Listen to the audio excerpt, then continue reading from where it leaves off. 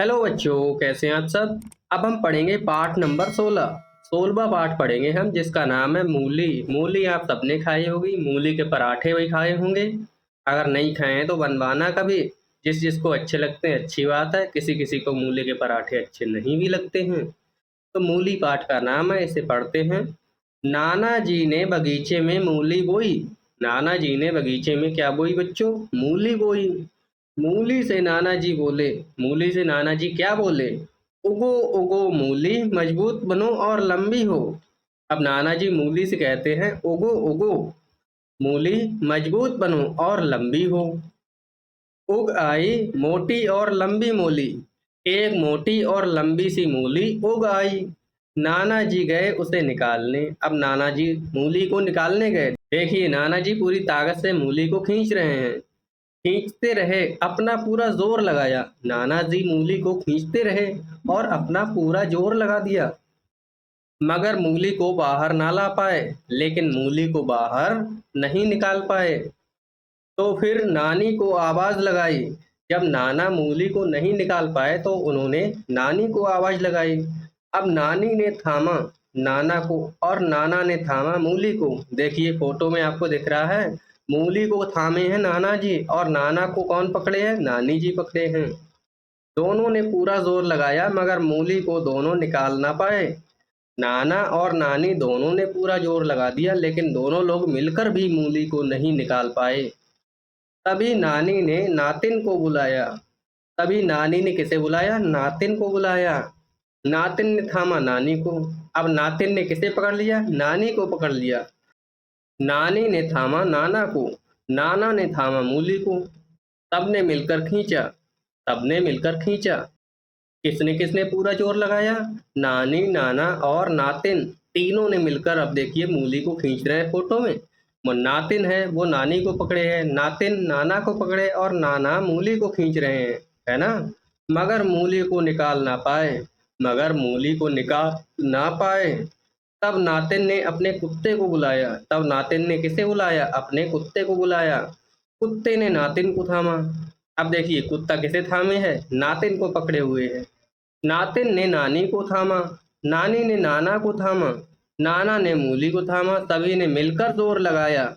आखिर मिलकर सबने मूली को बाहर निकाल ही डाला। अब देखिए, जब कुत्ता आ गया तो कुत्ता ने अपना जोर लगाया। फिर नातिन ने अपना जोर लगाया। नातिन नानी को खींच रही हैं। खींच रही हैं नानी नाना को, और नाना कैसे? मूली को खींच रहे हैं। तो सब लोगों ने मिलकर मूली को आखिरकार निकाल ही लिया यहाँ से, है ना। ये जो पाठ है इसे लिखा है स्नेहलता ने।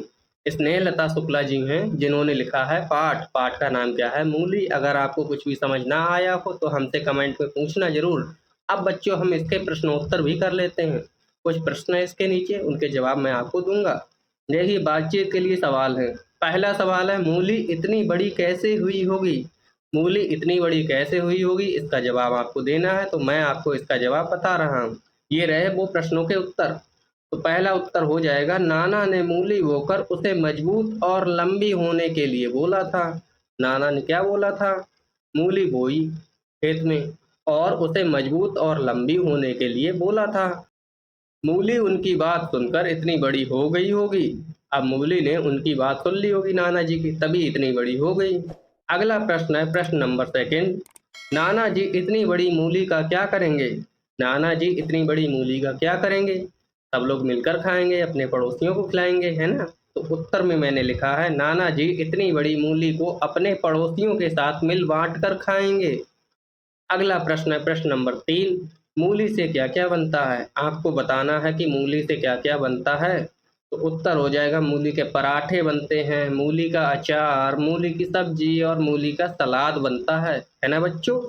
आखिरी सवाल है, प्रश्न नंबर 4। मूली से बनी कौन सी चीज़ आपको पसंद है? आपको बताना है कि मूली से बनी हुई क्या चीज़ आपको सबसे ज़्यादा पसंद है।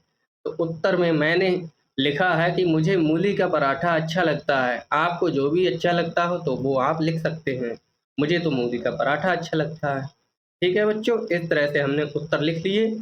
आप इनको वीडियो रोक कर लिख लीजिएगा, मैं इन्हें मिटा देता हूँ तब तक। अब आगे है बच्चों शब्दों का खेल। शब्दों का खेल है।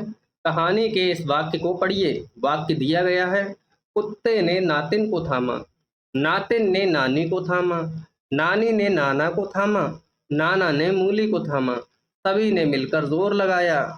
थामा शब्द का क्या अर्थ हो सकता है? ये थामा शब्द लिखा हुआ है, इसका क्या अर्थ हो सकता है वो बताना है।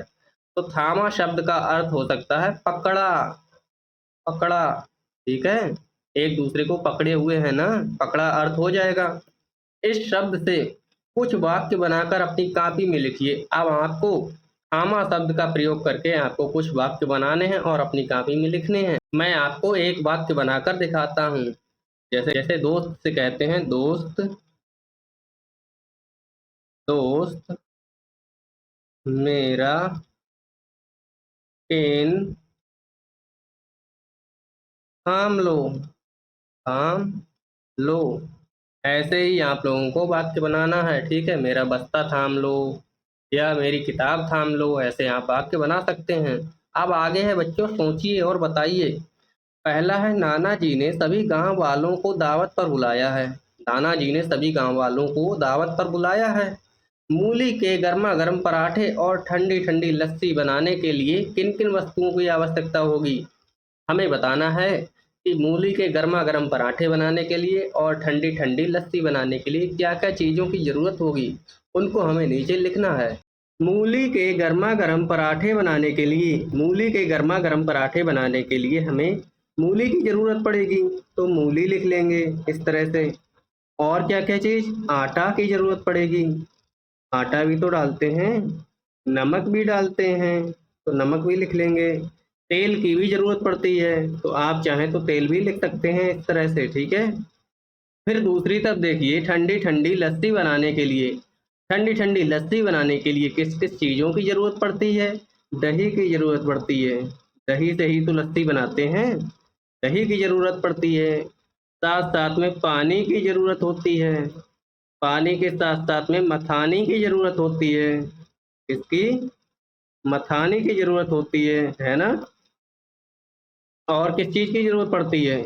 और लस्सी बनाने के लिए हमें बर्फ़ की भी ज़रूरत पड़ती है। ठंडा ठंडा बर्फ़ खाते हो, लस्सी में डालते हैं बर्फ़ के लिए, जिससे लस्सी हमारी ठंडी हो जाए, तो बर्फ़ की भी ज़रूरत पड़ती है। इस तरह से आप लोग भी लिख सकते हैं। इस तरह से बच्चों हमारा ये पाठ पूरा हो गया। अगर आपको कुछ भी समझ में ना आया हो तो कमेंट में आप हमसे पूछेंगे, हम आपके सवाल का उत्तर देंगे। अगर आपको कोई भी डाउट हो, कोई भी परेशानी हो इस पाठ से संबंधित, तो आप पूछ सकते हैं हमसे। आप चैनल को हमारे सब्सक्राइब कर लीजिए, वीडियो को लाइक कर दीजिए, अपने दोस्तों को भी शेयर कीजिए ताकि वो भी ऐसे ही पढ़ें, जिससे हमारा देश, आपके साथ साथ आपके दोस्त और हमारा देश आगे बढ़े। धन्यवाद, नमस्कार।